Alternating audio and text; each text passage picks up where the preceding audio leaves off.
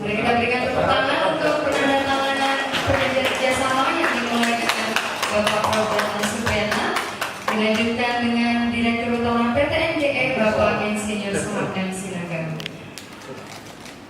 Kiranya pada acara yang berbahagia hari ini bisa menjadi awal bagi FPKUI untuk mendukung riset yang berkontribusi bagi bangsa dan juga negara.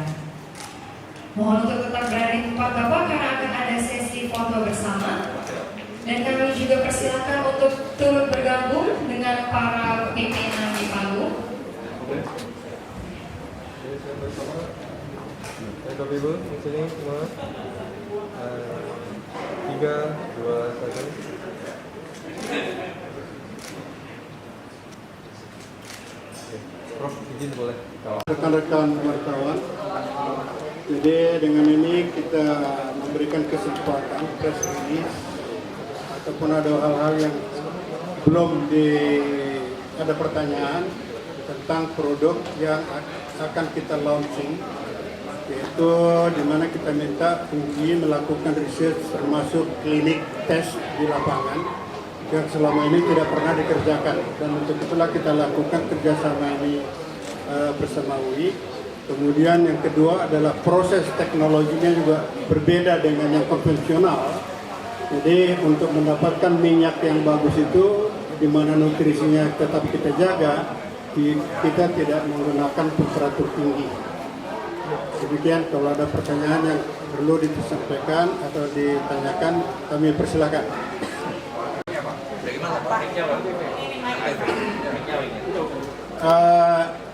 Ini kelebihannya banyak. Maksudnya kelebihan yang di mana ini? Konvensi, oke. Pertama, tadi sudah juga disampaikan oleh Pak Bambang.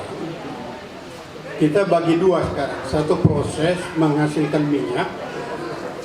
Yang kedua adalah proses downstream menjadi produk. Dua-dua punya kelebihan. Nah, kalau kita lihat dalam proses untuk menghasilkan minyaknya, sudah disampaikan tadi bahwa ini tidak menggunakan steam. Kemudian kapasitasnya rendah. Dengan tidak ada steam, itu bisa melakukan penurunan emisi karbon 79,1% dibandingkan dengan konvensional. Itu pertama. Yang kedua, investment capital expenditure untuk kapasitas 10 ton TBS per jam, itu kalau konvensional kita bikin indeks 100, maka ini hanya 85 di bawah. Yang ketiga, processing cost. Processing cost kalau kita bikin konvensional itu 100, maka processing cost daripada ini cuma 80-an. Jadi di bawah. Yang ketiga adalah yield. Kalau yang konvensional dari 1 ton tandan buah sawit paling kita dapat kira-kira 230 kg. Nah, dengan ini bisa mencapai 250 gram.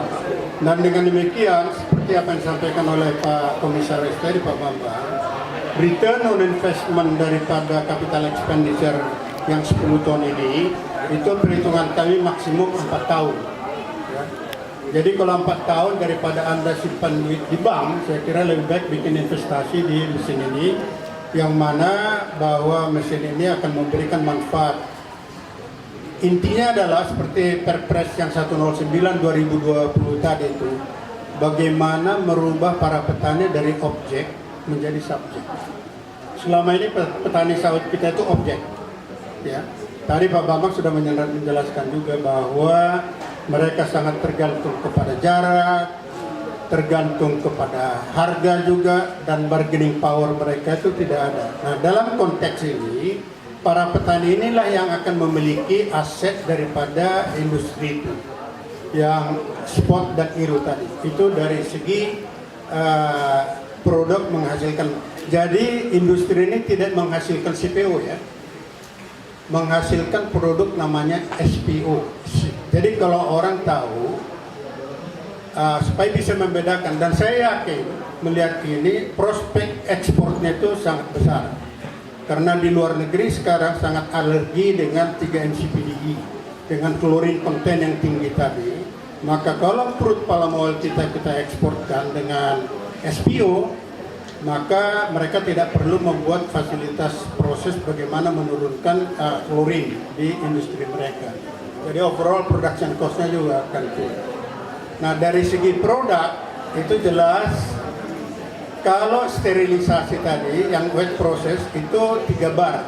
3 bar itu temperaturnya 140 derajat. Kalau 140 derajat, seluruh vitamin dan vitamin A dan vitamin E itu akan dikompos, rusak. Oleh karena itu kita harapkan di UI ini bisa menemukan invention bagaimana menganalisa vitamin E dan vitamin A yang terrusak. Warna memang kelihatan sama, minyak merah, tapi nggak ada yang tahu apakah minyak merah itu vitamin A-nya masih original atau sudah dikompos. Nah, itu yang perlu kita analisa lebih lanjut. Dan ini akan dites di lapangan nanti oleh UI, melakukan clinical test. Ya, berapa lama untuk melihat apakah pengaruh. Nah, kalau misalnya ini berjalan baik, Pak Bambang, secara tidak langsung adalah BPJS saya yakin turun. Karena orang kita itu sudah semakin sehat. Kalau imunitasnya tinggi, stunting tidak ada lagi, maka tingkat IQ-nya juga lebih baik, fisiknya juga lebih baik, imunitasnya lebih baik, dan yakin kita bahwa cost of BPJS-nya bisa akan turun. Nah, kita harapkan kalau ini bisa berjalan semua dengan para petani, kita biarkanlah perusahaan besar tetap besar, kita memperkuat yang lemah tanpa melemahkan yang kuat. Itu sebetulnya konsep yang kita jalankan ini bersama Pak Bambang. Di Jambi kemarin dan ini sangat sehat.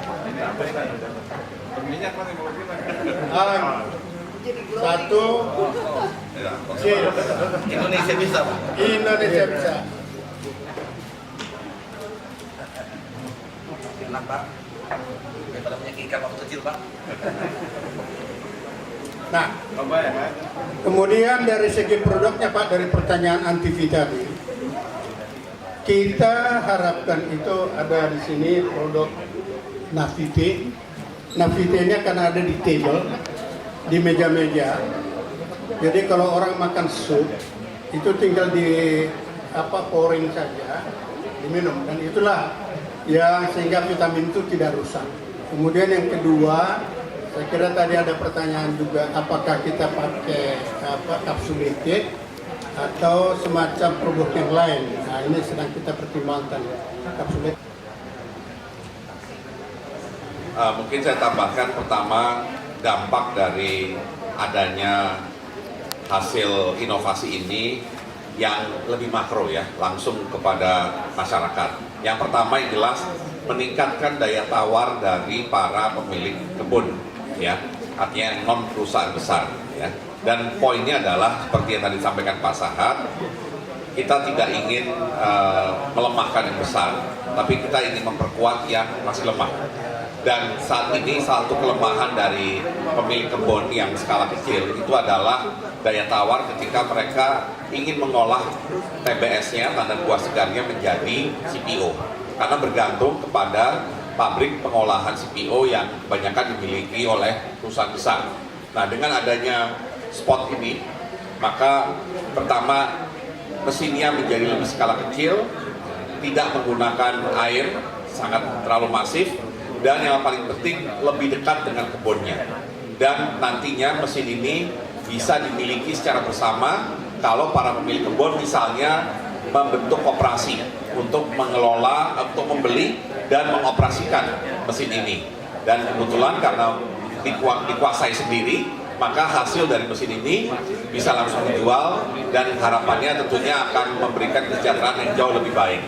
Karena biaya transportasi bisa ditekan, tapi harga jual TBS-nya itu bisa menjadi lebih tinggi ya. Jadi itu kelebihan yang luar biasa dari sisi petani sawitnya. Kedua, saya ingin menyoroti masih tingginya bahan baku obat di Indonesia, termasuk bahan baku untuk vitamin. Dalam hal ini vitamin A dan vitamin E ya. Dan kita tahu untuk makin memperkuat kesehatan tubuh kita membutuhkan vitamin secara teratur dengan konsumsi yang sangat besar, karena penduduk Indonesia 270 juta. Nah, karenanya kita ingin bisa mengurangi ketergantungan terhadap impor bahan baku obat, khususnya bahan baku vitamin, dengan adanya produk yang dihasilkan oleh stimulus palm oil ini, ya, yang nantinya akan bisa dikembangkan menjadi seperti minyak merah seperti yang Anda lihat di depan ini, yang mengandung vitamin A, dan nantinya bekerja sama dengan industri. Saya akan coba dorong supaya baik industri farmaceutical, industri farmasi bisa menjadikan minyak merah ini sebagai bahan baku untuk vitamin A atau vitamin E nantinya, dan untuk pabrik-pabrik pengolahan makanan ya bisa melakukan yang namanya fortifikasi, ya, menambah kandungan gizi yang ada dalam produk makanan tersebut, sehingga makanan yang tadinya mungkin dibilang tidak terlalu sehat atau tidak memberikan nilai tambah untuk kesehatan sekarang bisa menjadi lebih sehat, ya. Dan tentunya kita ingin masyarakat Indonesia adalah masyarakat yang jauh lebih sehat daripada yang ada pada saat ini. Tentu UI sangat mendukung dengan karya-karya inovasi yang dilakukan oleh para peneliti UI, dan UI juga harus selalu engage dengan stakeholder, semua stakeholder, salah satunya dengan industri. Ini kenapa pada hari ini kita melakukan kerjasama, penandatangan kerjasama antara riset untuk pengembangan SPO tadi dengan PT Nusantara Green Energy tadi. Jadi tentu bahwa pengembangan riset dan inovasi itu harus terus dilakukan, dan tentu yang memberikan manfaat langsung. Nah, ini tadi disampaikan oleh Prof. Bambang selaku tokoh juga sebagai Menteri Riset dan Teknologi. Ya, beliau terakhir Menteri Riset dan Teknologi terakhir. Dan tentu ini akan memberikan dampak yang sangat luas, dan UI akan terus mengembangkan ini sebagai flagship untuk focusing pada riset kelapa sawit ini. Dan ternyata produk turunannya, derivatifnya sangat luas, dan kita akan coba kerjasama dengan Nusantara Green Energy itu bisa menghasilkan produk-produk yang lain. Dan tadi tentu saja memberikan manfaat yang jangka panjang tadi untuk pengembangan sumber daya manusia yang lebih sehat. Jadi tadi disampaikan dalam paparan bahwa kita ini semuanya kata produk-produk stunting, katanya 50%-nya. Coba kalau kita dulu nggak kena stunting, mungkin Indonesia akan lebih hebat lagi. Jadi 2045 itu kita menyiapkan dengan produk ini yang kaya vitamin, semua multivitamin ya, vitamin A khususnya ini akan menghasilkan SDM unggul untuk Indonesia maju 2045. Demikian mungkin dari kami. Ya, tentu dengan doa dan dukungan kawan-kawan sekalian, baik dari perbankan, dari masyarakat, dari pemerintah, kita harapkan sebelum 17 Agustus tahun 2003 kita sudah menghasilkan minyak yang namanya stimulus palm oil yang full vitamin A dan vitamin E, sehingga di tahun 2045 ya Pak Marek, anak-anak kita jauh lebih sehat dari kita. Tapi yang paling penting bahwa kita harapkan bahwa riset dari universitas tidak hanya terbatas di laboratorium, di perpustakaan. Kita akan kembangkan itu. Maka kita harapkan mungkin di akhir Oktober akan diresmikan pusat riset dan inovasi industri sawit di UI, sehingga kita tidak perlu malu. Kenapa kok kita yang the biggest country in the world in palm oil risetnya di Malaysia? Kita bilang sawit Indonesia, riset di Indonesia dipakai di Indonesia. Bisa, gitu. Kan? Ini tujuannya minyak sehat, tapi kalau menggoreng juga boleh, ya Pak ya. Tapi kita yakin untuk kesehatan ibu-ibu itu nggak bikin harga. Tapi enaknya Pak sehat dan murah Pak. Dan paling bagus ini kalau ibu hamil, jumlah sel otak anaknya akan tambah. Wah. Jadi bisa kayak seperti Einstein. Bisa. Apalagi untuk pengantin baru. Bisa. Ya, masih ada lagi ya. Ada lagi? Oke.